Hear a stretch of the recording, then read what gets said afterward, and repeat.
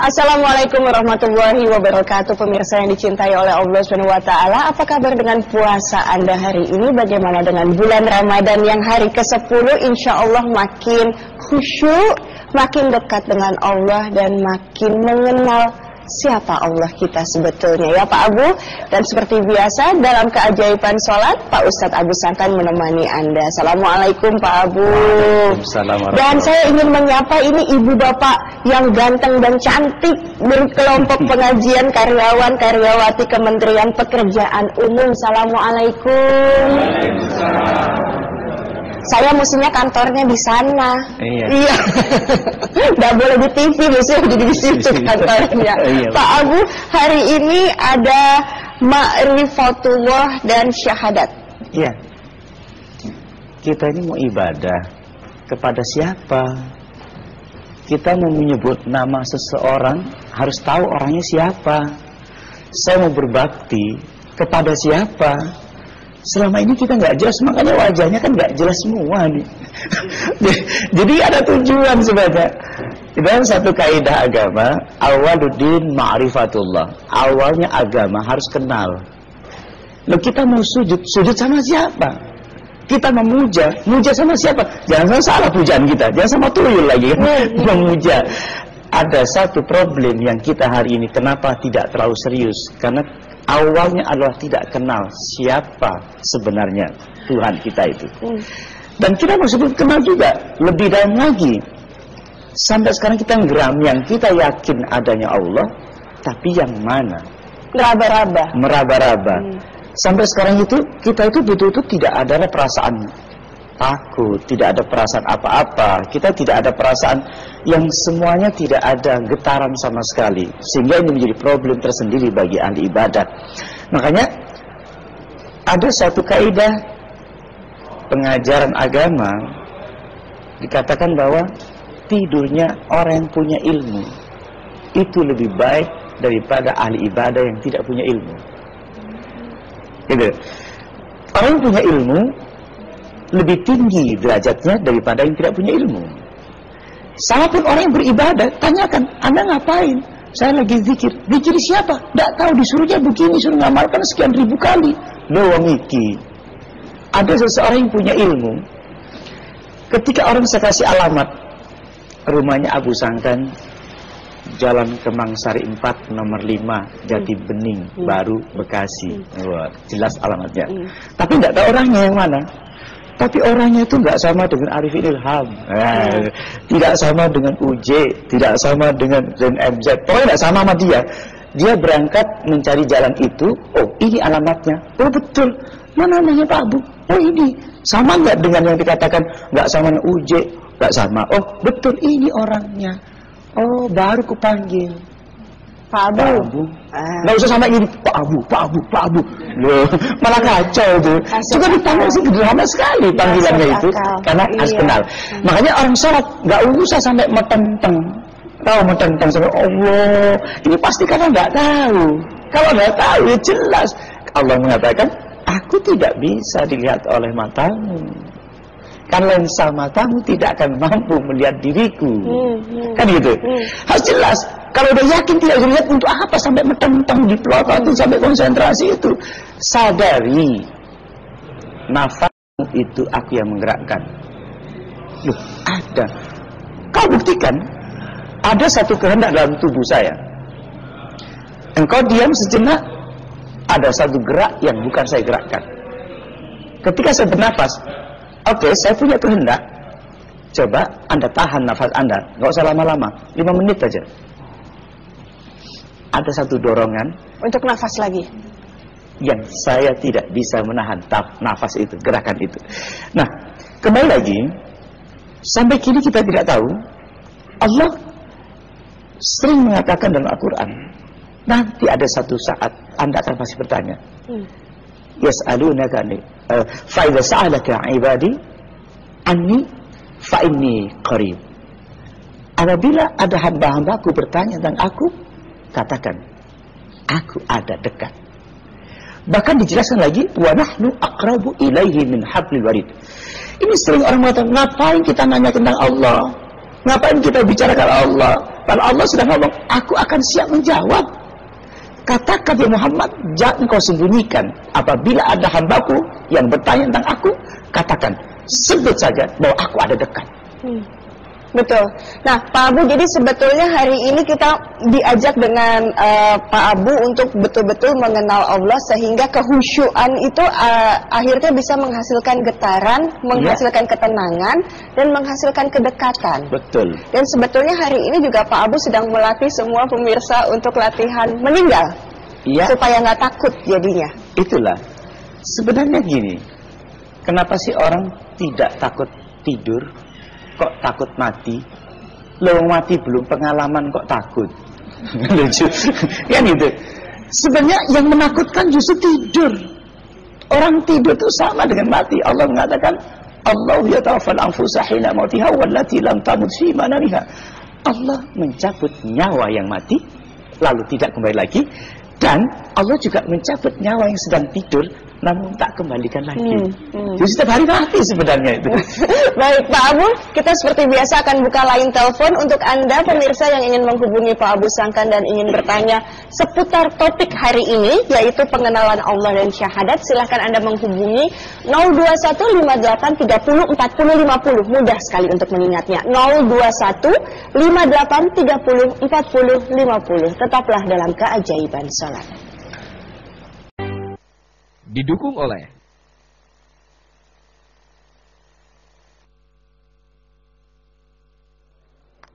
Terima kasih Anda kembali lagi dalam keajaiban sholat. Dan hari ini hari ke-10 kami membicarakan masalah ma'rifatullah dan syahadat ini supaya kita mengenal betul-betul siapa yang kita tuju waktu sholat ya Pak Abu ya, untuk bisa mendapat keajaiban sholat. Ada salah seorang umat Muslim yang betul-betul merasakan sekali keajaiban sholat yang dikaitkan dengan penyakit yang dideritanya. Ini dia tayangannya. Saya punya pengalaman penyakit kolesterol dan larinya ke jantung. Saya sering berobat ke dokter, tapi sesudah berobat ke dokter itu kadang-kadang sembuh, kadang-kadang ada lagi gitu.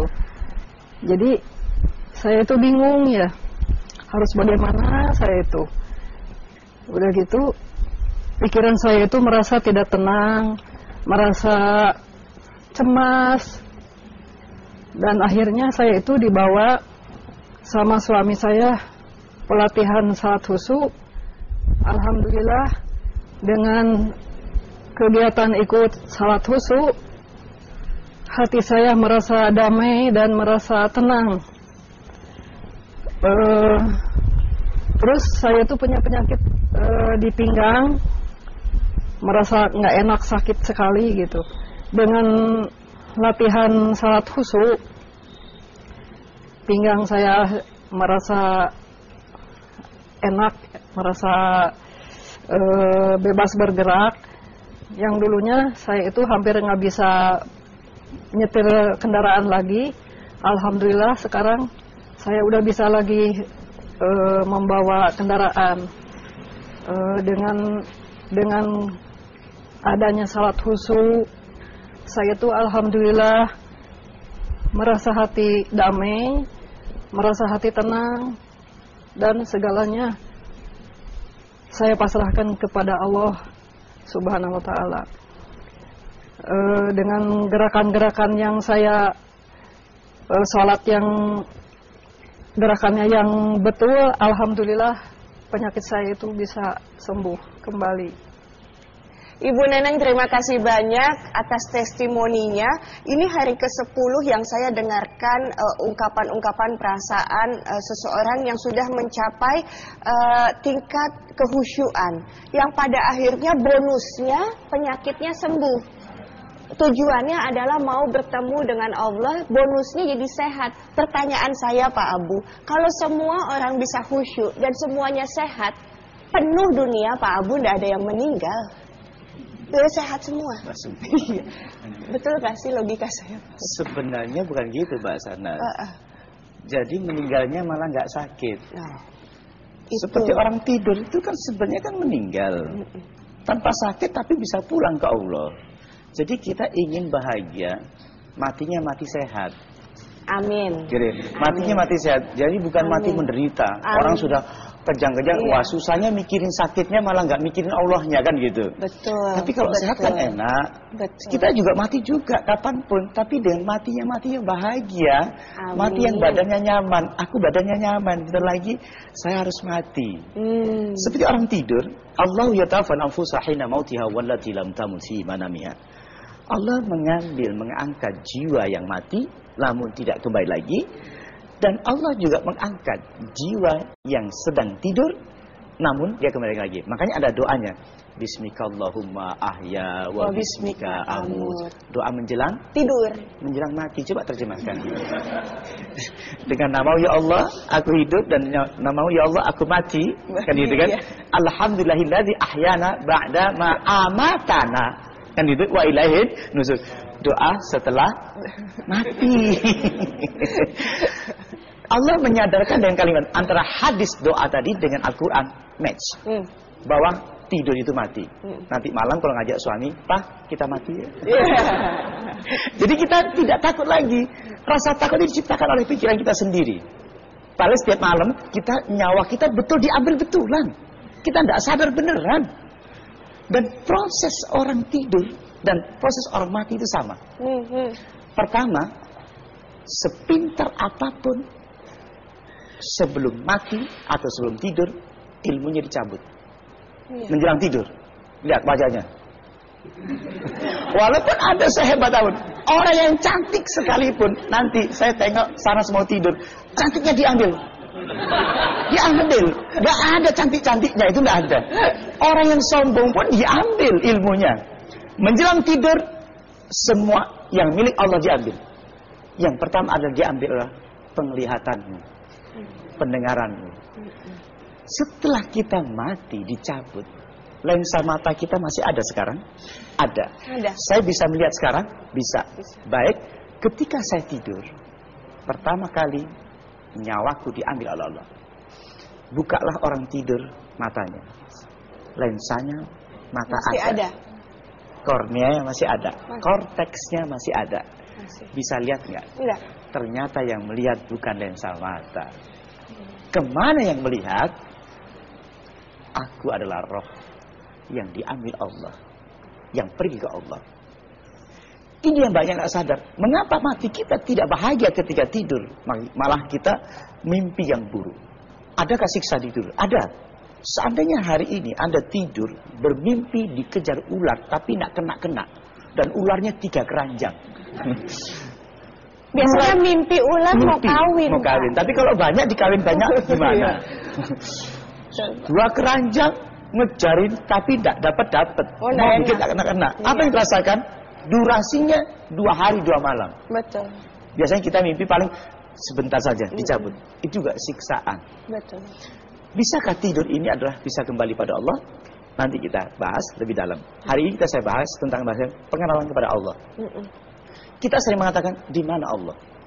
Bahkan kita ditanya oleh anak kita, ditanya oleh jamaah kita, ya Allah. Makanya kita suka bertanya, di mana Allah itu? Dan sering kita dilarang oleh orang. Tidak boleh bertanya tentang zat Allah, tidak boleh bertanya tentang Allah. Tanyalah pada ciptaannya. Masalah ciptaan sih kita tahu semua. Padahal Allah menjawab, "Fa'idza sa'adaka 'ibadi anni fa'inni qaribun." Apabila ada hambaku yang bertanya tentang aku, katakan aku dekat. Bentar lagi jawabannya lebih dalam lagi. Baik, dan saya tidak sabar lagi karena sebentar lagi Pak Abu akan mengajak Anda pemirsa, selain Anda bisa menghubungi ke 021583404050, Pak Abu akan menjelaskan soal pengenalan Allah Sang Pencipta kita melalui globe yang ada di hadapan kami. Jadi jangan kemana-mana, tetaplah dalam Keajaiban Sholat. Didukung oleh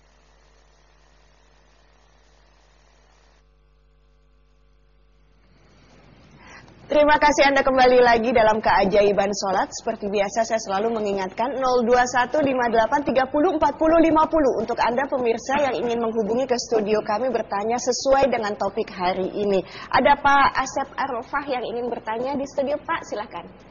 Kami mau mencoba menanyakan tentang bagaimana mencapai ma'rifatullah seperti tadi yang Ustaz sampaikan. Ya, terima kasih. Ya, Pak Asep, terima kasih Ya. banyak. Pak Abu. Inilah mungkin sebuah pertanyaan yang sering ditanyakan orang dan Allah sudah siapkan jawabannya. Fa inni qaribun ujibu da'wata da'i idza da'ani. Dan Allah akan menjawab dan merespon apabila engkau berdoa kepadaku. Sampai sekarang kita bingung, gimana sih Allah merespon saya kalau saya berdoa? Siapa yang enggak berdoa? Seluruh berdoa. Tapi sampai sekarang saya tidak tahu jawabannya apa. Kita itu jawabannya selalu kalimatnya kebetulan, tapi tidak jelas. Apakah itu jawaban Allah? Wah, enggak berdoa juga kebetulan semua. Makanya saya tidak pernah mantap bagaimana ketika berdoa. Karena ini betulnya adalah ma'rifatullah, ini kita bahas pelan. Ya. Pertanyaan adalah, karena kita terbingungkan dengan istilah Allah itu di mana? Kan itu. Saya bertanya, Allah itu di mana? Kalimat di mana membuat kita menjadi jauh. Ada yang mengatakan aku dekat. Ada kalimat aku lebih dekat. Lebih dekat dari urat leher kalian. Kan gitu. Kalimat di mana berarti kita bicara sering kita bingung sehingga kita konsentrasi. Ketika kita berada di atas bumi kita ini. Maka orang mengatakan ini aku di atas, kalau ini Di bawah. di bawah. Coba telepon George Bush. Di atas bumi apa di bawah bumi? Di atas juga kan itu. Semuanya di atas. Kalimat di bawah akhirnya hilang ketika ada problem ini. Di sana ada barat, ada timur, ada utara, ada selatan. Ketika kita ada matahari di atas, maka matahari sinarnya terhalang oleh bumi. Sehingga aku mengatakan ada siang, ada malam. Ketika engkau keluar dari orbit bumi, adakah malam hari? Adakah sore hari? Tidak ada. Yang ada adalah siang terus. Selamanya. Karena tidak ada perputaran bumi. Maka engkau ada berada di siang terus. Artinya tidak ada esok hari, tidak ada masa lampau.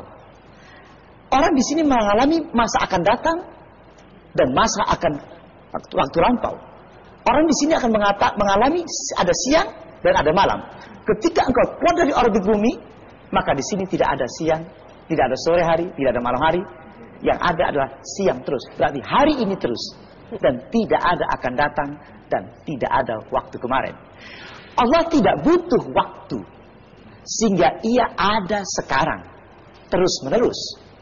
Bukan akan datang.